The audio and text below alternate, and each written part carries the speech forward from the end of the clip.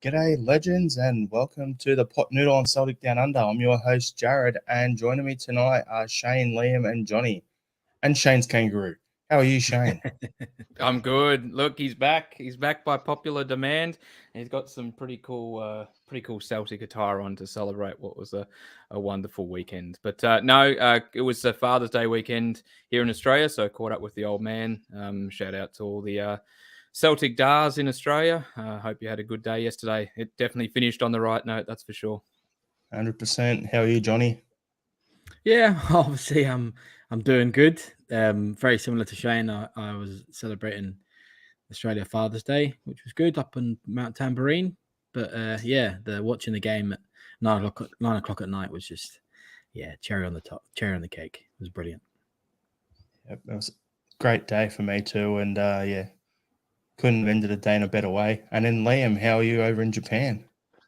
Good. Funnily enough, it was my dad's birthday yesterday, actually, and he and I had a good wee celebration. Hang on, guys, wait a second. News here, just in. Exclusive from the James Webb Space Telescope. They've been able to look back almost 13 billion light years, and they reckon they might actually be able to figure out what the Big Bang's all about. But it says at the bottom here, we still can't see the Rangers coming. No,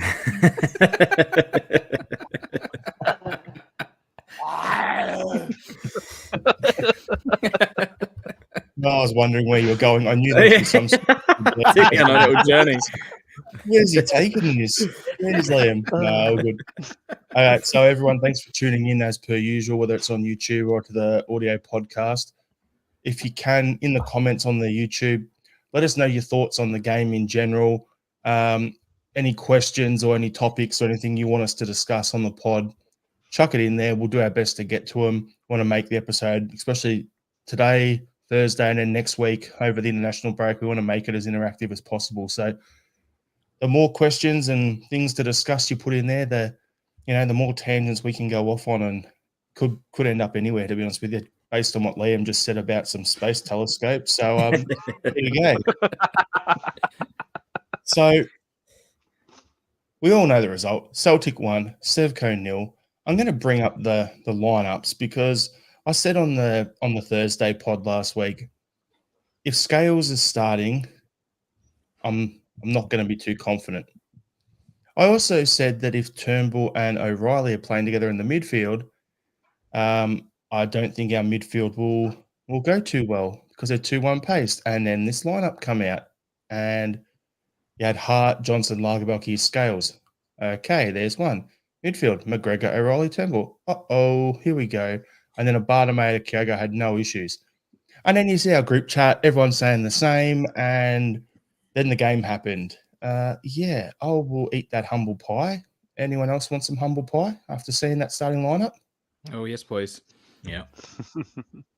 Yeah, Liam Scales, take a bow, son. I have never been happier to be completely wrong about a player's ability and performance level. No, listen, whatever happens to his Celtic career from here on out, he can be extremely proud of what he did yesterday. We needed him to step up, and he did.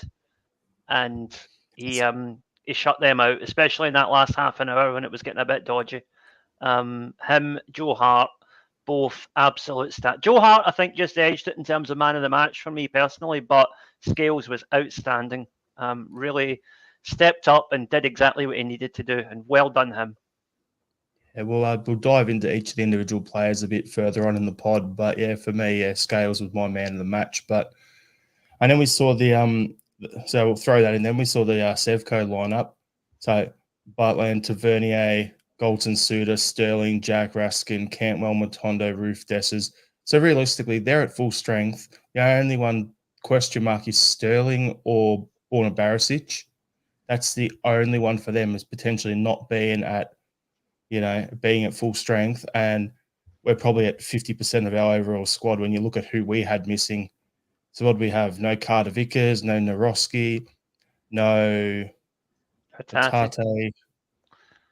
Yeah, and then there was a bunch of others, like the two new boys that came in. Phillips has got a knock. Tilio's not fit yet. You just rattle it off, and there was like 7 or 8 players injured or whatever. So it was a bit all over the joint. So the fact of the matter that you're looking at that, and we got the win. It was interesting one. So, Shane, first half performance from the team, just the overall, not into any players. What was your thoughts on it? Oh, look, I thought maybe the first 10 minutes or so, it was a little bit shaky, just trying to get into the rhythm of the game. But from that point forward, I thought we really took control of the game. And particularly in that middle third, I thought our midfield hummed really well, -1 in particular. But overall, I thought we were really good and really solid. And we looked comfortable and in control. And we were the ones creating the chances. We looked really... we had the tempo going, right? Everything was moving at a decent pace. There was still some pragmatism there, but we were probing, but it was different to what we were doing. We looked dangerous. We looked threatening, and we were just waiting for those openings. We had a couple of chances. We probably should have done better with them, in all honesty. But going in at halftime 1-0 up, we definitely deserved to go in at least 1-0 up, if not 2 or 3 more. And so to get that on the stroke of halftime, I thought was a really big moment as well. I felt like as the half wore on, they were definitely trying to get to halftime on parity and hopefully go back in and reassess. And we would have felt really disappointed to not take a lead into halftime. And that goal, pretty much on the stroke of halftime from Kyogo, a wonderful strike, was so crucial to what to us getting that win in the end. But yeah, overall, I thought apart from maybe 10 minutes, I thought we were really in control. And we won't get into the deep dive just yet of the players, you said, but there's a few in particular that really contributed to our first half dominance. Johnny, got anything to add off the back of that? Yeah, I absolutely agree. Obviously, I mean, we had some really good chances that probably we should have taken. Obviously, like Shane was saying, the first 10 minutes was not great. Even the first minute, to be honest, that was, them scoring within 50 seconds was obviously disallowed, but it was still a bit of a, oh, here we go sort of moment. I just think there was a bit, we needed time to wake up and settle, and the occasion maybe got to us at the beginning. But as soon as we got into our rhythm, we were completely dominant. It was, I think, if I remember correctly, after the first 15 minutes, so the last 30 minutes, it was like 70% possession to Celtic or something silly like that. We were hugely dominant in the first half, and fully deserved the goal. Fully deserved it, and it should have been. I think you said it in the group chat, Shane. It could have been 2 or 3 in the first half to Celtic. Obviously, they got 2 disallowed, which as they should have been.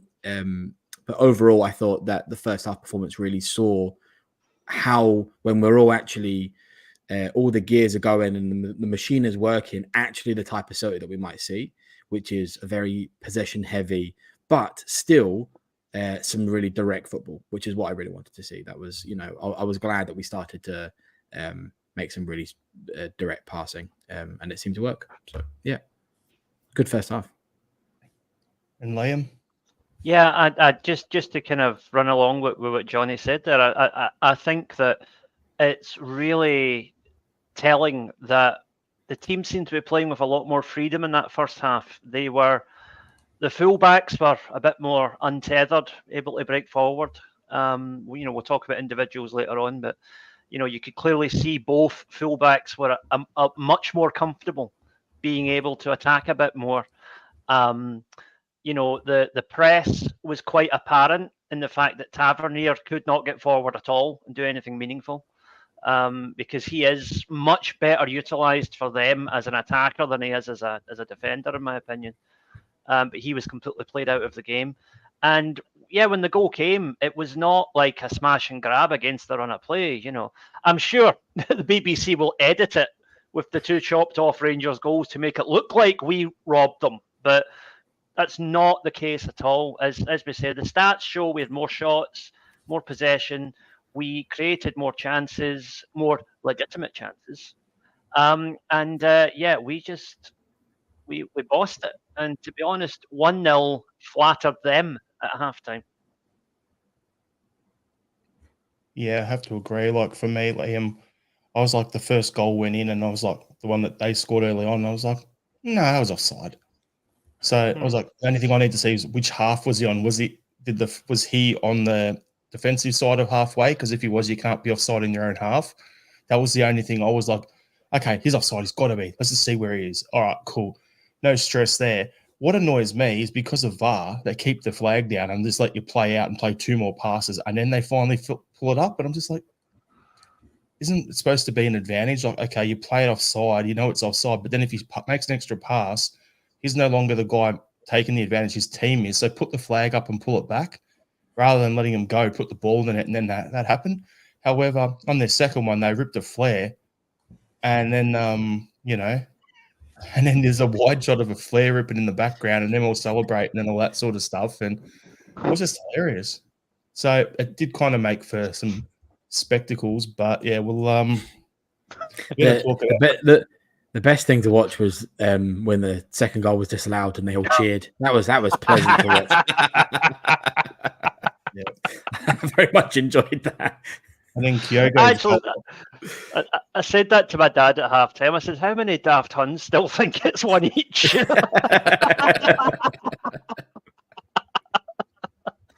was like, with Kyogo's goal, I was like, oh yeah, wow, are we actually up? Did that work? Because I was like, he's offside. I was just waiting for it to be offside, so flagged that way because he always starts in an offside position. So Suda, thank you for being a hopeless defender. Thanks for being the shit one in your family. The runt of the litter, as it were.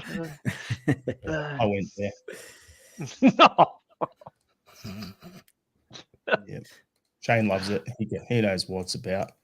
Yep. So, yeah, we'll crack onto the goals in a little bit more detail. So, like the first one, we we're just talking about the goal being chalked off fine. The second goal, fine, no problem.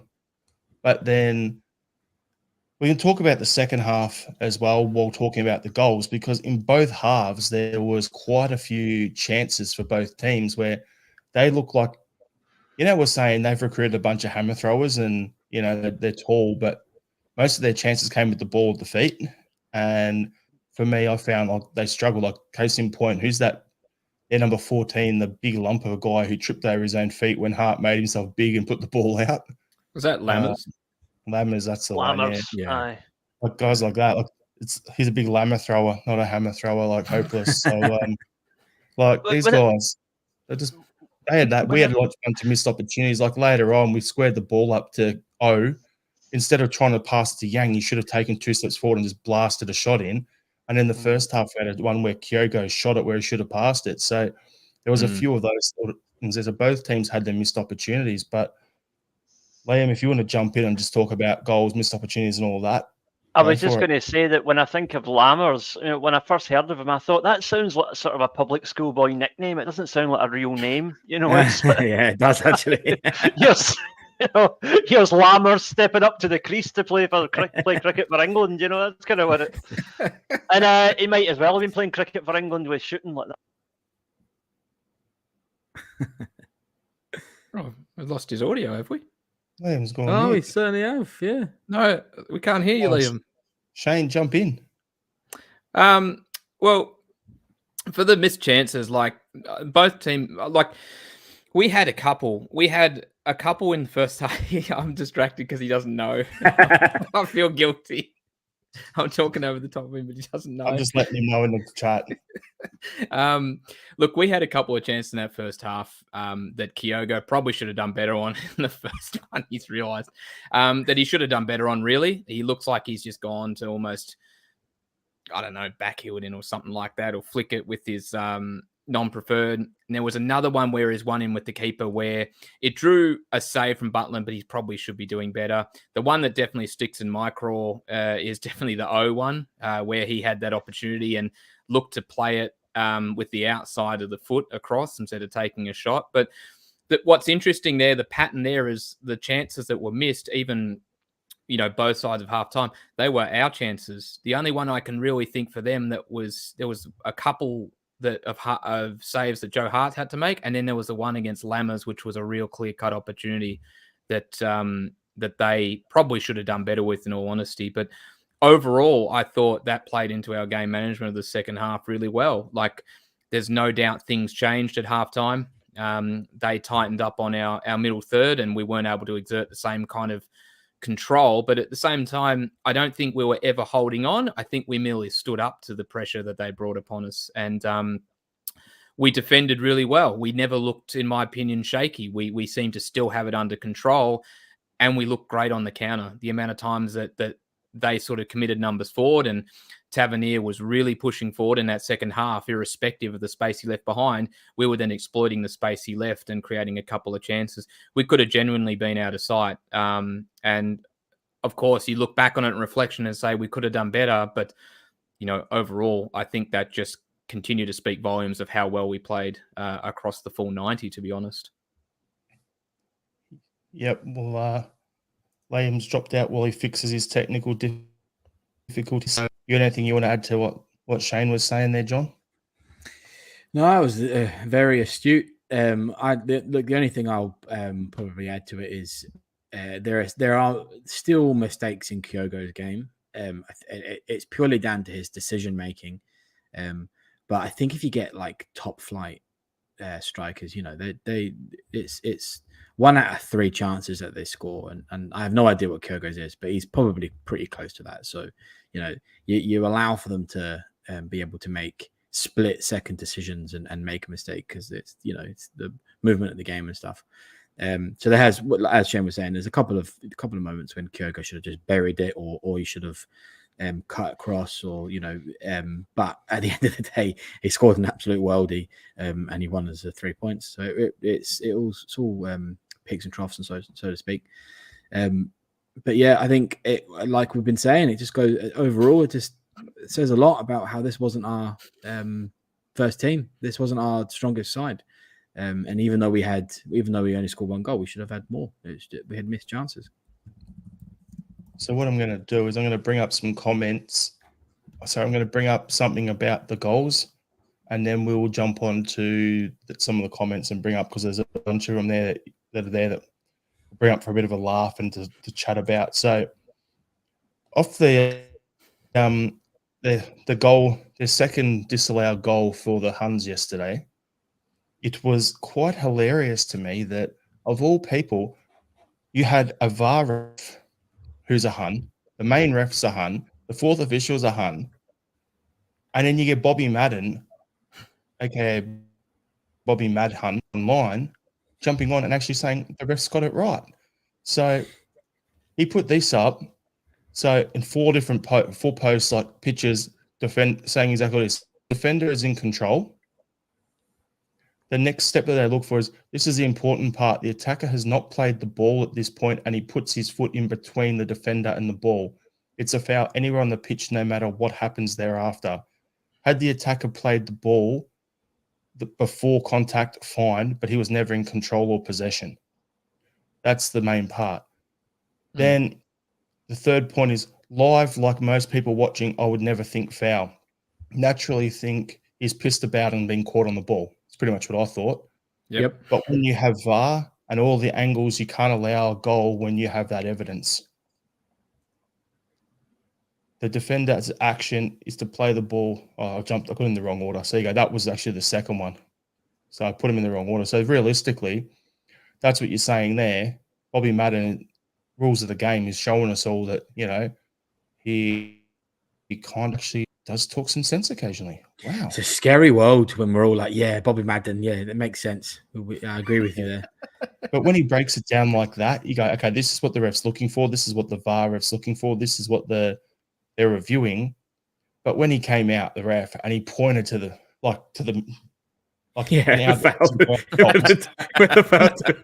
was quite hilarious to me, because he's come out on the disallowed one and he's just like whistle points like towards, and it's also in the direction. Okay. I'm like, I'm looking at it going, and the crowd just goes wild. I'm like, hang on a second, the center circle's in front of him. So if he was playing at a goal, he'd be pointing in front of himself to the center circle. The fact that he's pointing that way, I'm like, oh, okay, cool. We've got a free kick here. Happy days. And then, they went, it's hilarious. So good fun. But we'll I'll also have to add, I very much enjoyed Chris Boyd's reaction. That was just it gave spice to my soul. I enjoyed it. No, it gets better. Neil McCann on commentary. Oh, explaining yeah. all- It was and explaining Kenny explaining- Miller as well in the commentary. yeah, explaining what it is and why it's that way, and like, that's why it was the right call. But then saying, but in the game, he should have just made a decision and brought the rules of the game to pay it. Knob jockey. Not used to VAR going against them at that joint. No, they're not. That's exactly. Yeah. Yeah, You know, it's just weird. just to come in on that, right? I would say if you get the chance, watch the video on YouTube of the brief highlights with Japanese commentary, right? Even if you don't speak Japanese, you actually hear the two guys laughing when the Huns goals get disallowed. when Lars falls over his own feet and misses that sitter, you hear the two of them but basically howling. Because all the Japanese play for Celtic, they don't have to pretend to be partisan. Yeah. Get that up on the socials. They were enjoying themselves yesterday. Yeah, if you can find that, Liam, send it through. Chuck it up in our Facebook group. Let everyone check it out. I will do. Okay, so we'll bring up some comments. So just overall, the Pork Chop Express. Love that title. Whoever thought up with that is comedy genius. There you go, Liam. RL77. From what I remember, I had a great night at the Gold Coast CSC in the Chevron. Hope everyone up there had a great night. Good bunch of people up there. John Clements, our support went in the game worried because of our defence. How many times have players like Scales stepped up to the plate and played a blinder when called upon? Also, we forget Rangers are shy. Yeah. Wow. Fair point. We've got Martin Rogers. Beale must stay. Andrew Lifetime Galea. contract. I thought Rogers was nuts pre-game. RL77. The Huns are revolting. Anaheim ducks across the pond. Glasgow's green and white. Gone yourself is the first half they pressed like Ange ball style. That made McGregor more comfortable. I think BR got him to play that way too. It did look that way to me, like the press was back. But the other thing is they sat off, and I thought they probably did. And as Shane mentioned earlier, I think before as well, about the fullbacks being able to push forward. That was Liam. Liam deserves that Liam? shout out. I was going to give you the credit because we can't let Liam have all the credit today. In the screen scene.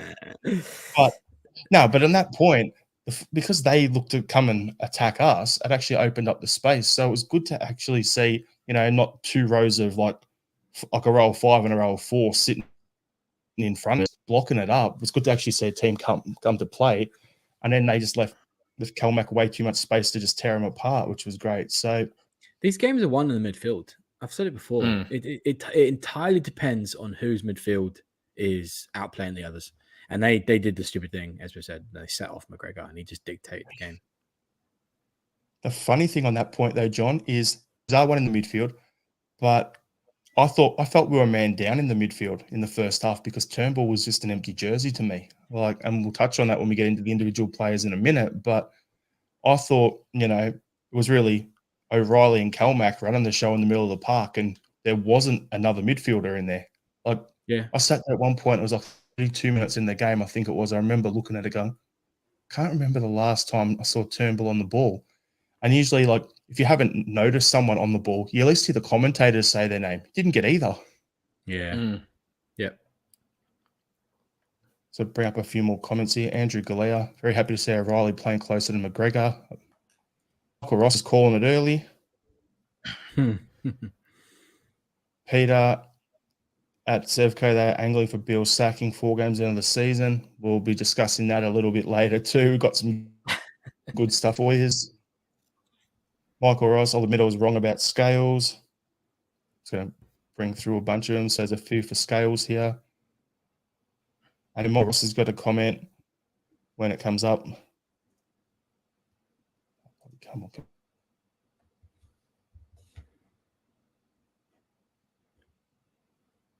Just really likes the Pete McG comment. I don't know. Jared might have frozen there. Oh, so he has. Oh. Well, that's a bugger. Oh, Anything well, else you want to? Anything else you want to bring up, guys? Block out my face before he throws. Well done. Well, just want to get back onto the foul, which is what we were talking about just before the comments. Like, I'll put my hand up straight away. I thought exactly what was mentioned had played out, which was that he'd just pissed about on the ball, got caught with it, turned over, and they scored from it. And then, but on replay, when they actually showed it, I thought, oh no, that's definitely a foul. Like that's clearly a foul. And I wasn't confident it was going to get overturned. So I'm probably going to throw this back to you, Johnny, first. How did you feel when you saw him go to VAR and you saw the footage? Did you think it was going to get overturned? For me, at this point, the way we've got VAR, if it goes to VAR, I think I always feel like it's gone the opposite way. I mean, I haven't seen enough to say that it's they go to VAR and they confirm their first decision. I don't think refs have got the ball to do that at the moment. It will happen eventually, but at the moment it's like, if you're getting called to VAR, you've in your head you're like, I've made a mistake, I'm going to go and see. But I mean, it was clear as day, right? That when it happened, I think we all thought, what's his name? How do you say it? Lager Bielke? Is that how you say it? Lager Bielke, yep. Lager Bielke. I just thought he was pissing about. I thought he was just, and he actually had that in his game a little bit. There was a few moments where he's sort of delayed a pass or he was hesitating to make a decision, and this was just another one. And I just thought, yeah, straight up, this was going to be one of those ones where he's maybe not panicked, but he's hesitated, high press, tackled the ball. I didn't think it was a foul when I was watching the game. I just thought he was tripped because he was trying to get the ball back, and then that was it. And yeah. So, yeah, but when it goes to VAR, I immediately think it's going to go the other way. Liam, what did you think? We can't really see you at the moment. Unfortunately, you're a little bit caught behind Pete McGee's comment. Pete McGee, you're getting a lot of airtime. Yeah, I think basically I agree with what you guys are saying. That is why we have VAR, because really you need decisions like that to be reviewed. Any other game, it's a goal, and it's not a goal I would probably have complained about, because, like you say, Lagerbielke got caught in possession was my initial thought, and even on an initial replay, I still thought, and they might look at it, but they're still going to give that. There's nothing wrong with that. And it was only when you saw the frame by frame, it's like, no, he touches Lagerbielke's foot before he touches the ball, so it is definitely a foul. Oh yeah, and for sure. That's exactly why we need VAR, and when that's we love to get ripped into referees, but I'll give credit where it's due. That is what we needed VAR for, to prevent exactly things like that. And yesterday VAR did its job twice. I mean, I don't know if we even needed VAR to rule out that first goal. It was quite blatantly offside, but still it was nice to have that backup. And I think anybody who's skeptical about VAR, maybe yesterday goes to yesterday's game, has a look at it and thinks, well, actually, maybe when it's used properly, it's a good thing. Yep, totally agree. It's I don't know many occasions when VAR sort of worked in our favor, but this is definitely one of them, I guess. And hopefully more to come. Probably not, but more crucial ones like that, I think, will be good. Look, so Jared's obviously still having technical issues, so we'll just carry on until he gets back in. And he's done all the hard work for us, so we'll just continue going down his run sheet. He's put down here that he wanted to talk about individual player performances, right? And I think we've all discussed our captain a fair bit about how he's been a bit missing in games recently and how he's not really been that sort of player that we know him to be. And we were talking about fitness and whether he's just fatigued and stuff.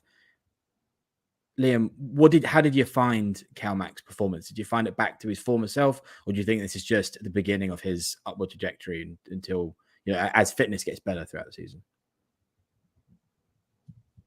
I think you need to give credit to the manager here, because he changed the setup to get a better performance out of Calmac. I think that I've often criticised Brendan Rodgers for his ego and his occasional stubbornness, but he set those aside yesterday, and he played O'Reilly and McGregor closer together in the midfield. He allowed the fullbacks to get forward more. He actively encouraged the high press, which I think was particularly evident in, as I referred to earlier, the way that Maeda just completely took Tavernier out of the game. Because every time Tavernier tried to do anything in a forward sense, Maeda was right up his arse. Not literally. But you know, it just showed that there's a way Brendan Rodgers can still put his stamp on the team, but still play to this team's strengths, which were clearly established and understood under Ange. There's nothing wrong with taking some elements of the previous manager's team, because at the end of the day, it's a team that won a treble. So, you know, if it's no broke, don't fix it. There's nothing wrong with tweaking it and adding your own touches to it. And I think yesterday is the beginning of Brendan Rodgers beginning to find that balance between doing what Ange did, but taking it to another level with his own touch. Because as much as I love Ange, I do think playing pure Ange ball, we might have struggled to win that game yesterday, because winning ugly was not something Ange was particularly good at. You know, and yesterday was all about winning ugly. Totally agree. That goes about saying when you get 50,000 Huns around you, but you know what I mean, right?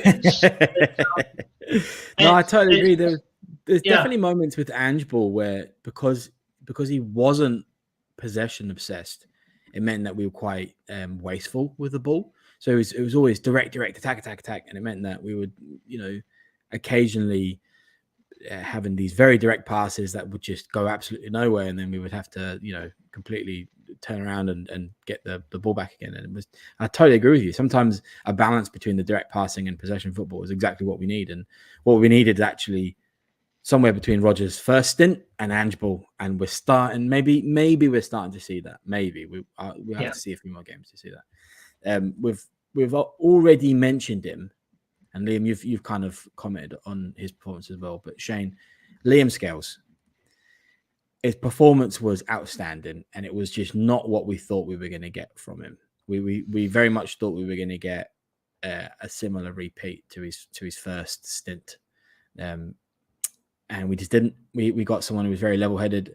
We forgot that maybe when he was playing for the Dons, that he's done these games before. These are tough games, and he's got that experience. But we all kind of just we'll not shat it, but we all just kind of panicked when we saw him on the lineup. So, and we were proven wrong. So what did you think? What was your opinion of his overall performance? Were you pleased, or were you just as surprised as everyone else? Look, I think definitely surprised is probably a mixture of both pleased and surprised, to be honest. I think going back to when we were looking at the team lineup before, and we saw sort of Scales starting at centre half, and then we saw a midfield with Turnbull and O'Reilly together, I think it became apparent that Brendan doesn't listen to our show, because we covered this in very good detail last week about how that wasn't going to work. And I'm glad he doesn't listen in the end, because that turned out to be a masterstroke. But no, he was fantastic. Obviously, a lot of criticism last week, warranted criticism, let's be honest, warranted criticism for his performance against St Johnstone. And like most other people, I was probably nervous that that cauldron might just swallow him whole, particularly if he wasn't to get away to a decent start early doors. And he looked a little bit shaky early, but he settled and he looked really comfortable. And I thought that he had a fantastic game. You know, his positioning was great. He was decent on the ball. His defending, which was, you know, a key facet of what we got frustrated against St Johnstone with, he was much better at. And in that second half, particularly when they started throwing numbers forward, getting balls into the box, it felt like he was always there to clear it or just to position himself so he could actually prevent anything from building. So I thought he was fantastic throughout pretty much the whole game, bar that first 10 minutes, but he wasn't alone in that first initial run. And he seemed to grow as the game progressed. As the game went on and as the game continued on, he seemed to get more confident. He seemed to be really dealing with whatever was coming his way. I noticed that when he did get on the ball, his passing forward seemed a lot quicker and his tempo with moving the ball was a lot better than last week as well, which was relatively static.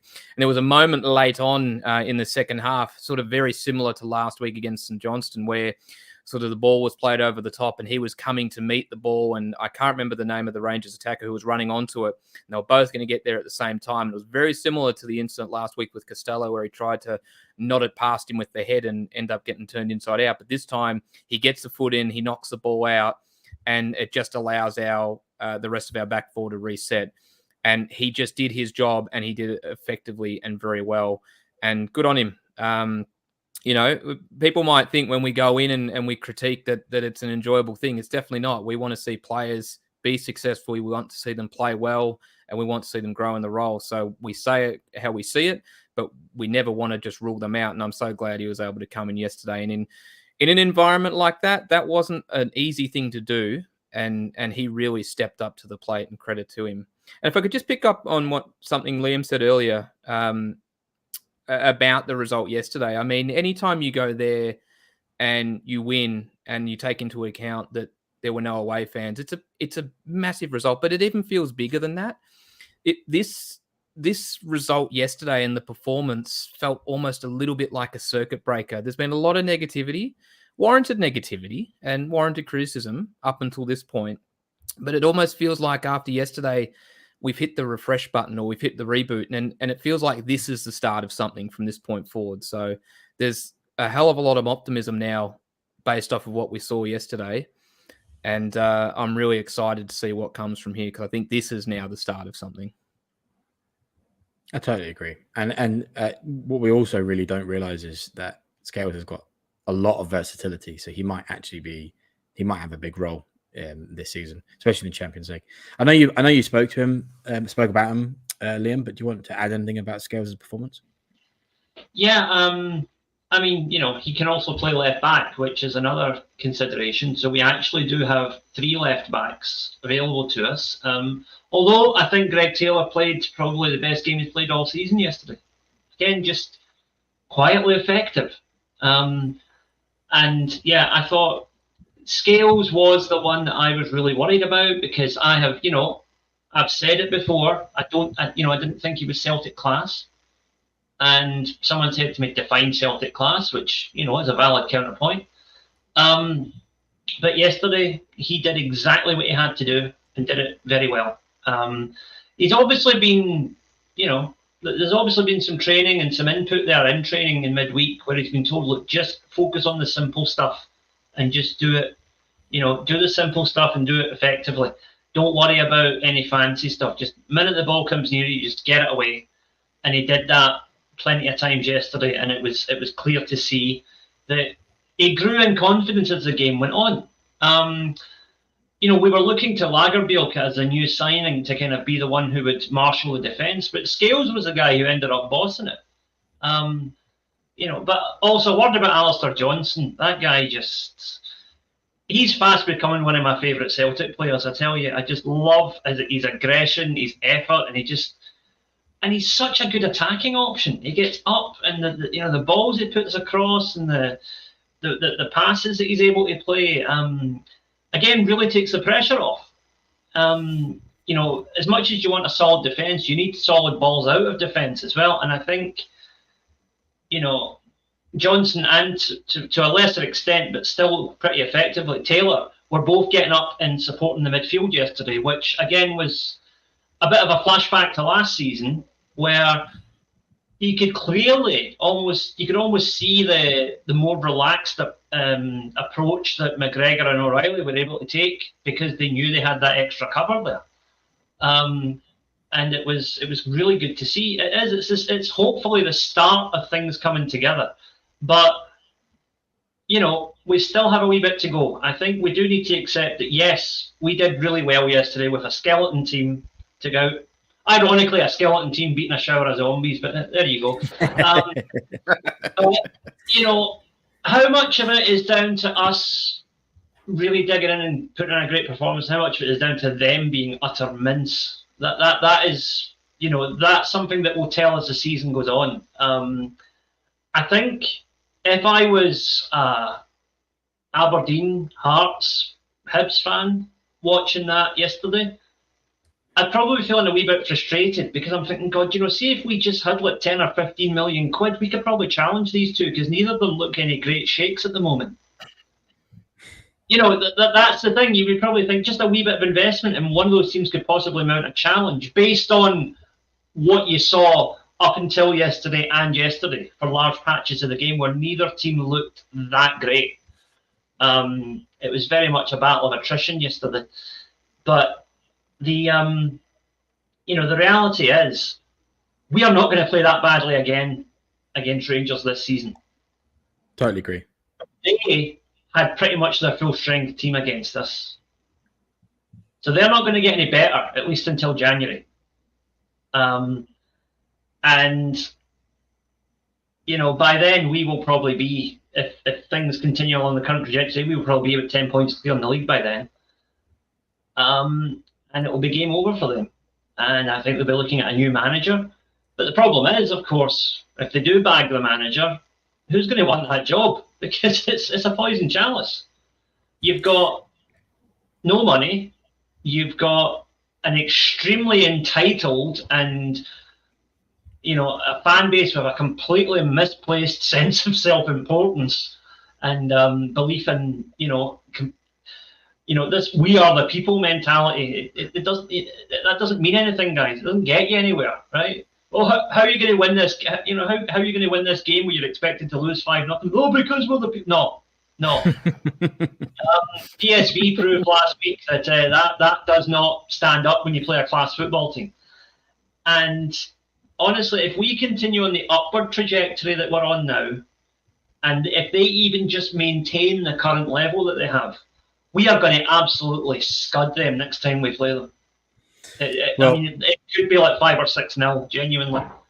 Certainly, talking about levels, I guess this is a slightly large topic, but we'll try and condense it just to some general comments and stuff. But Jared's written down here to discuss the performance of O'Reilly, and I'll expand it slightly about our midfield in general. We spoke about Calmac and how he's been doing. But how do we also feel about O'Reilly and Turnbull together? So Jared mentioned as well, Turnbull kind of disappeared, and I absolutely agree with him in the first half. He did kind of disappear. Me personally, I'm waiting to see the Calmac, Hatate, O'Reilly triple partnership again, because they just have a balance. They have such a balance between the three of them that we have that sort of everything you need in the midfield, and I am very much desperate for it back. I don't think Turnbull is our long-term option. I think I said at the beginning of the season, before the season started, that I think Turnbull is somebody that's potentially seeing his time come to an end at Celtic. I think I've probably spoken a bit too soon there. I definitely see he can come. He's still got the potential to come back, but he's still so hot and cold for me that he doesn't justify putting in ahead of other. Ulm, for example, should have had Holmes, or should have had a chance to go get start and stuff. And we've got other. Who's the new? We just signed Bernardo. I know it wasn't in the lineup, but Bernardo for me would justify getting the start before Turnbull next game and stuff. So Shane, what general comments about our midfield and stuff, and like the Turnbull O'Reilly partnership with Calmac and how you see it and stuff? Well, I just don't think that you can have Turnbull and O'Reilly together in the same midfield three. I just don't think it works. I think it's 2-1 paced. I think there's too many similarities. I think O'Reilly is the better player compared to Turnbull, but they've got a lot of similar traits, particularly in their movement and how they like to play, and most particularly the way they move and their speed. So I feel like we're 2-1 paced when they play together. And it wasn't as badly noticeable yesterday as a collective because of how well Calmac and O'Reilly played, and particularly they were both dropping a lot deeper and getting on the ball, and they were allowing us to have that space. So, this kind of gets into Liam's comment about, was it us being very good, or was it how bad they were? And you probably I find in that midfield department, I think it's a mixture. I think there was an obvious weakness there with Turnbull. They clearly didn't expose it. And the way we played and set up, I think they didn't prepare for it properly. So there's a mixture there. So I don't think that works. And like yourself, I'm looking forward to seeing the three of Calmac, Hatate, and O'Reilly, because I'm excited to get that combativeness that we miss with Hatate not being there. You look at the way Hatate plays, you look at the way he gets stuck in. I kind of see it almost as a 3-point thing. You've got Calmac at the base, kind of being that fulcrum, getting on the ball. Then you've got Hatate kind of in the engine room role a little bit. And then O'Reilly more towards actually closer up front and being the kind of cream on the crop, being the one to lay the ball off or link up. And I think when those three work very well together, that midfield hums like you wouldn't believe. So I too am looking forward to that. I would probably like to see, if we are without Hatate for a while, someone like Iwata come in, or Home, who looked very good yesterday when he came on. I love the way he played and his movement, and particularly his, not just the way he was playing forward, but the way he defended. Wonderful tackle on TikTok Todd as well, which was awesome to see. But look, it doesn't work. But in generally just commenting on O'Reilly in particular, I thought he was fantastic yesterday. I thought first half he was really good. But in that second half, he was required to do a lot of defending. He was dropping a lot deeper. And it genuinely felt like every misplaced Rangers pass found his feet, and every loose ball he was the one to get to first. I thought he was fantastic when he was dropping into that deeper role, getting more involved. So credit to him. I thought across the 90 he'd had a fantastic game, and he as far as I'm concerned, he's been our best player across all matches this season. I think he's had a wonderful start to this season for us. I think he's definitely been head and shoulders above most other players week in, week out. Yesterday, we had a few other players go with him, but his performance, particularly in that more kind of defensive-minded role in the second half, was excellent. Yeah, absolutely. I very much agree with that. I've saved one deliberately for you. Oh, that's some echo. I hope. Might have some sound issues there, Jared. I got some echo. Yeah, that's probably better. Liam, Maeda's performance. How are we feeling about it? He's definitely somebody that's also admitted that he's not at his heights at the moment. But he definitely put in a shift. I thought he played well. But we still got a lot to see of him, and you're probably the best person to speak about him. So, overall performance of Maeda. I think if you're looking at Maeda as an attacking option, not a great game yesterday. But if you look at his contribution to the team, I thought he was one of our best players, because, as I said, he completely negated Tavernier's attacking fullback option. He was just a constant nuisance, and you could tell it unsettled their defence, because every time one of them got the ball within like 30, 40 yards of goal, they wanted to get rid of it as quickly as possible, because they knew Maeda would be right on top of them. And that is exactly what he's really good at. And I think that's a strength that a lot of people maybe don't fully realise, because you're looking at him, you think, oh, this guy scores goals for Japan, he's a striker, he scored a hat-trick pre-season. But, you have to realise that there's a lot more to his game than that. And I think we saw a different facet to what Maeda gives us as an overall player yesterday. And it was excellent. It was an excellent containment job through the high press. I mean, he is basically the textbook example of the high press. And he did that superbly yesterday. Won't get the credit for it, because unfortunately a lot of our media, and I have to say a certain subsection of our own fans, just like, oh, he's no scoring goals, so he's shite. It's like there's a lot more to attacking player game than just goals. Yeah. And Maeda, I thought, had a very, very good, very effective game in the role that he played yesterday. Yep. I might jump in, Johnny, if I can, just to back that up, because just on Liam's point, like, I thought he was immense, and further to Liam's point, like, I would genuinely have him in conversation as being up there for man of the match, because I thought the role that he played, and this is exactly what Liam's saying, the role that he played was incredible. He stops one of their most potent and attacking threats, but he was also getting the hard stuff done as well. Not only was he pressing, but he was also dropping deep as well when required, and he bombed up and down that left-hand side for the full 90. It was just a remarkable performance. We talk about his work rate, we talk about his persistence, but even then I was still blown away. He looked like he could have done another 90 minutes. when he came off that pitch yesterday. And we're talking about needing to win ugly and dig in. He was the epitome of that yesterday. Sure, as Liam said, he didn't score. He didn't end up with any of the kind of accolades you'd normally maybe attribute a front three player for needing to have a good game. But what he delivered yesterday in his role was so crucial to us coming away from there with 3 points. And I would genuinely have him in conversation for man of the match. Yeah, wow, yeah. I certainly thought he put a shift in.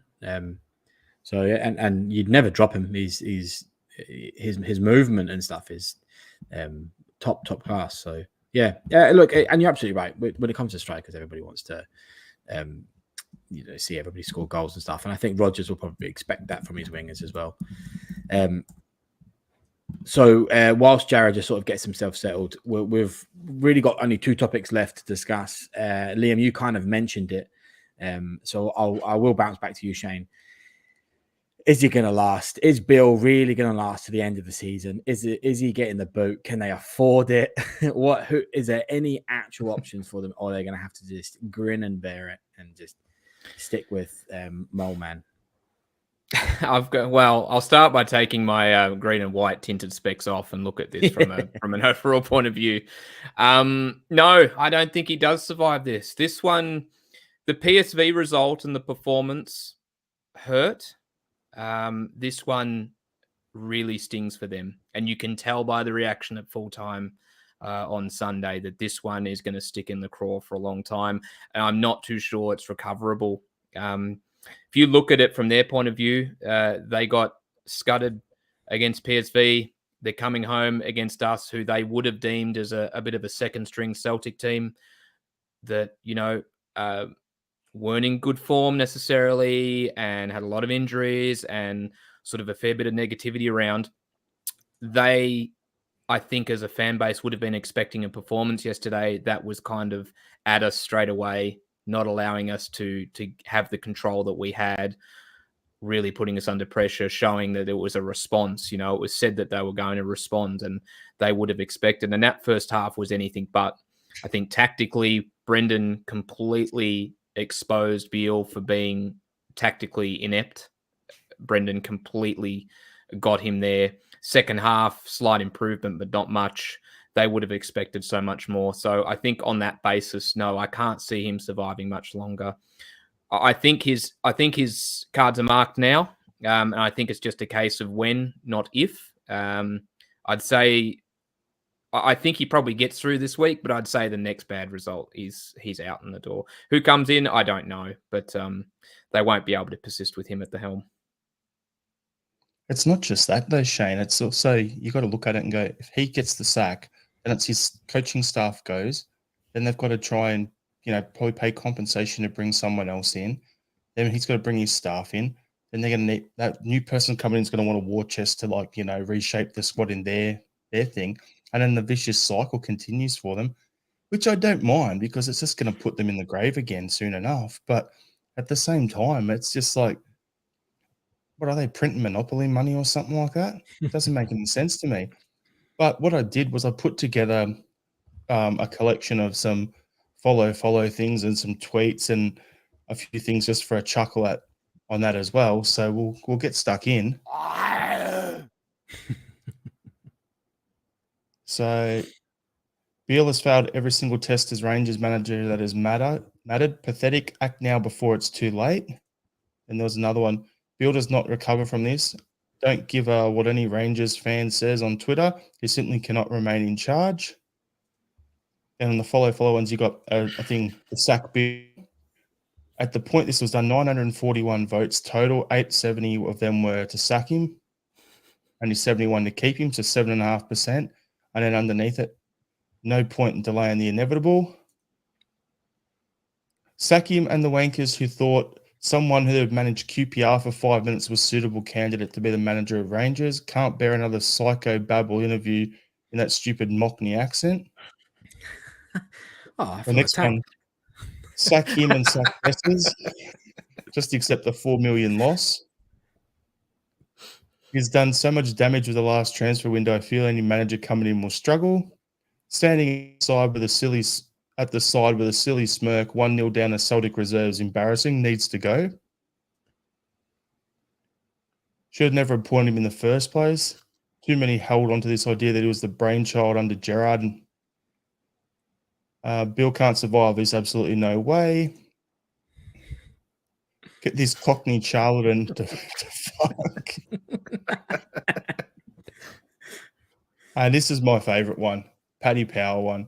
A lot of people giving Rangers stick for losing to Celtic today, but that's not fair. For a club that's only 11 years old, already being able to compete with a Champions League side is an incredible achievement. Oh, good old Paddy Power. You can always depend on them. Yeah. That's just the fair thing there. And when their fans are punching on each other in the crowd afterwards, and it's like, quick, get the Swiss Guard in, and there's people behind wearing that outfit, and they're just like, and you go and you go and you go and you. Listen, just like, yeah, never change, you ferals. I would advise people, be careful if you're Googling bear on bear action online, but there are some videos from yesterday that are well worth a watch just for a good laugh. Isn't there a section on Pornhub for that, Liam? Yeah. Allegedly. Or was that just Kyogo's goal? Yeah. I was waiting to see where you'd play along with that one, Liam, before I had to go for the Kyogo comment. Didn't happen. So I was like, better get on. I was thinking that when I watched the PSV game last week. Usually you have to pay good money to go to Holland and get that level of a pumping.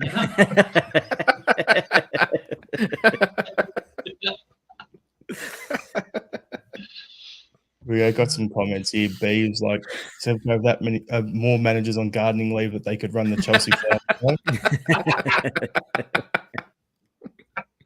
Got yourself. Majority of Rangers platforms are saying they got beaten by a weaker, worse Celtic team in years and get Beale out.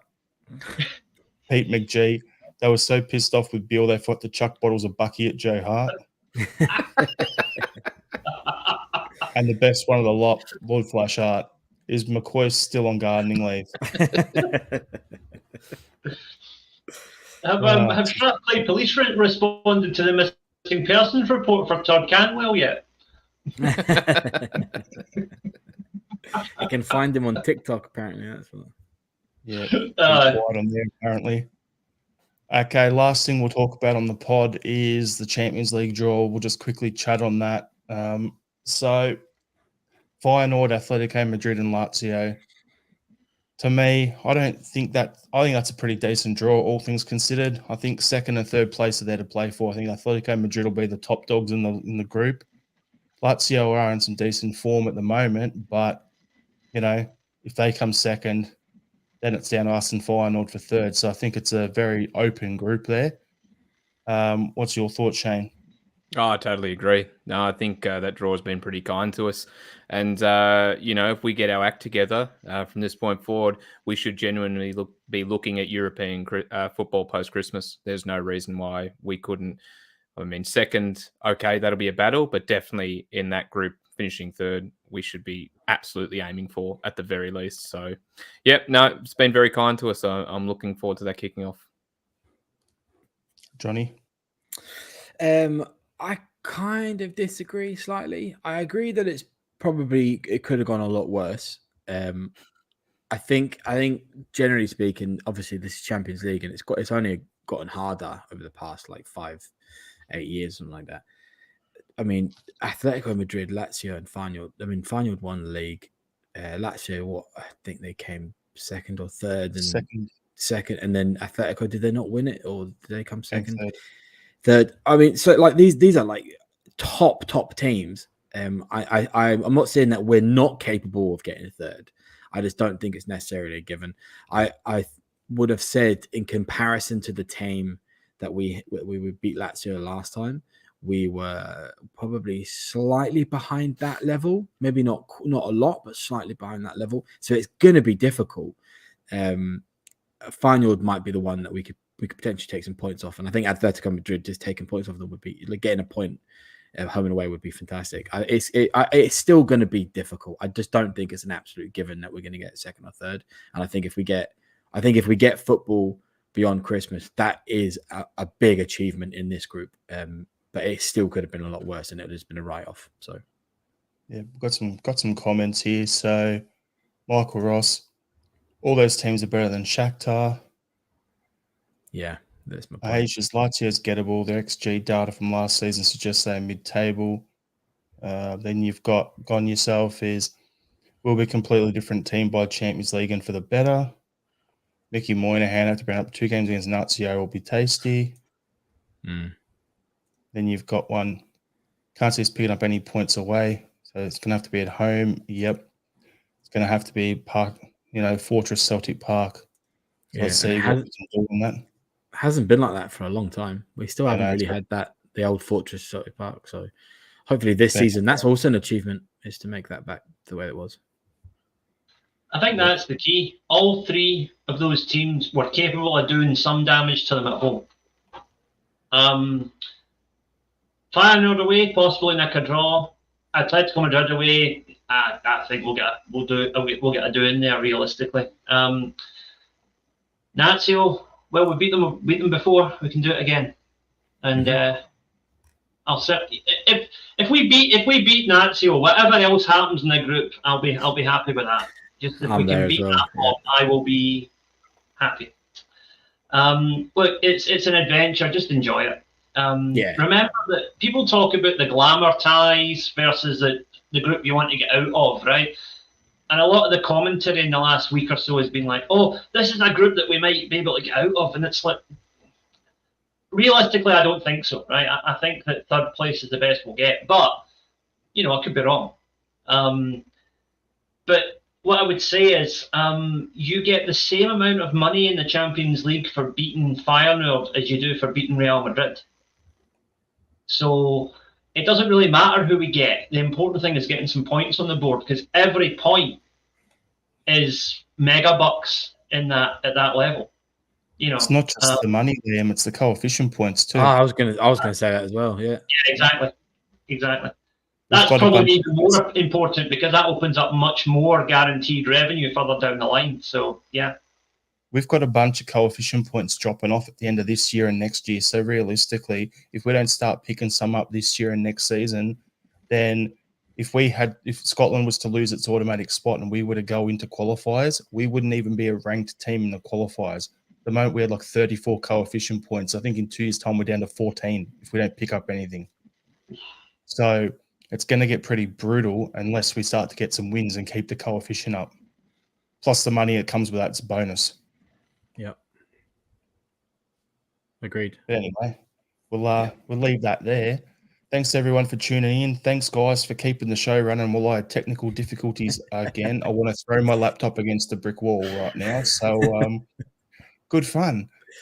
We'll go around final thoughts. So I'll start off with international break. There's still going to be shows every Monday and Thursday during the break. What we cover, I know the talk is we're going to do a deep dive on the transfer window. We're also going to touch on, more probably on the Champions League and, whatever news pops up or whatever. So as I said at the start, we want to make it as interactive as possible. So if you got any topics that you want us to discuss, send them through. Send us a DM on Twitter or whatever it's called nowadays and say, hey, I'd like you guys to discuss this on the pod and we'll be happy to have a look at it. But everyone, thanks for tuning in. Shane, what's your final thought? Look, I'll try and get through this as quick as I can. So people know I'm sort of getting back into basketball, particularly local basketball here in Australia. And while I was watching the Boomers game on Friday night, news came out during the broadcast that Corey Williams, who played for the Townsville Crocs and a few other teams in Australia, is a massive basketball personality.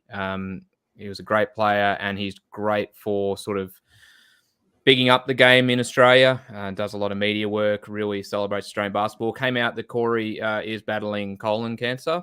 So for someone who I listen into and whose takes I really enjoy and love the way that he talks about Australian basketball, I just wanted to give a shout out to Corey. Love your work, mate, and you're a fighter, and the whole Australian basketball community is behind you, buddy. So all the best in your fight against this, and we're looking forward to seeing you beat it. All the best, Homicide. Johnny?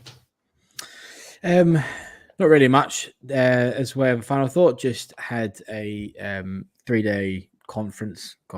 Corporate conferences down in Sydney. It was very pleasant. Big storm down there, but we stayed at a place called the Quarantine Station, which was, if anyone's down in Sydney, it's a very interesting little heritage precinct. Lots of interesting history used from 1890s or something like that, all the way up to 1980s. So lots of history, lots of World War II stuff. Yeah, go check it out. And Liam, final thought to end the pod. Well, I think I'll use a quote from one of my favourite TV shows of childhood. Boys, I love it when a plan comes together. Hey, thanks everyone for tuning in. Appreciate it. Hit the like button. Subscribe if you haven't done so. Hail, hail. Hail, Hell, hail. hell.